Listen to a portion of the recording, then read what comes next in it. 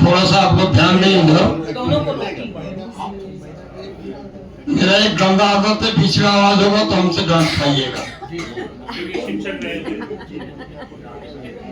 थोड़ा ध्यान दें, जब आए हैं तो ध्यान से सुनिए।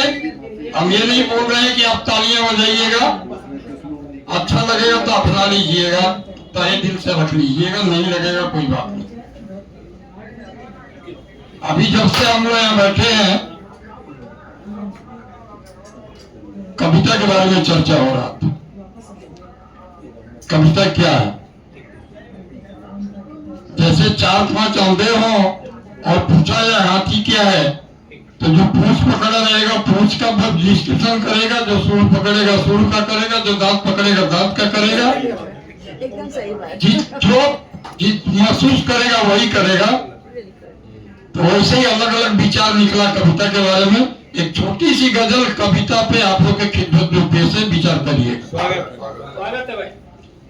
प्रेम में जब मनुष्य संवरता है, प्रेम में जब मनुष्य संवरता है, भाव कविता का मन में विचरता है। क्या बात, बहुत बढ़िया बहुत बढ़िया। प्रेम में जब मनुष्य संवरता है, भाव कविता का मन में विचरता है। अरे कविता का मायने सही है क्या? कविता का मायने सही है क्या?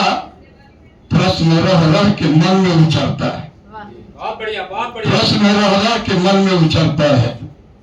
कविता वक्तव्य तो नहीं होती, कविता वक्तव्य तो नहीं होती, छंद लय कवि ही इसमें भरता है। छंद लय कवि ही इसमें भरता है। यह है अनुभूत मन के भावों की, ये है अनुभूत मन के भावों की। भाव कागज पे खुद पसरता है। क्या बात है। भाव कागज पे खुद पसरता एक बार फिर से भाई। है। ये है अनुभूत मन के भावों की, ये है अनुभूत मन के भावों की। भाव कागज पे खुद पसरता है। सृष्टि सारी निहित है कविता में। क्या बात। सृष्टि सारी निहित है कविता में। रात दिन इसमें कवि विचरता है। रात दिन इसमें कवि विचरता है।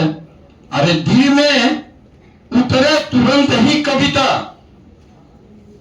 दिल में नहीं उतर रहा तो कविता नहीं है। सही है। दिल में उतरे तुरंत ही कविता। जादू बिरला ही कवि ये करता है। जादू बिरला ही कवि ये करता है।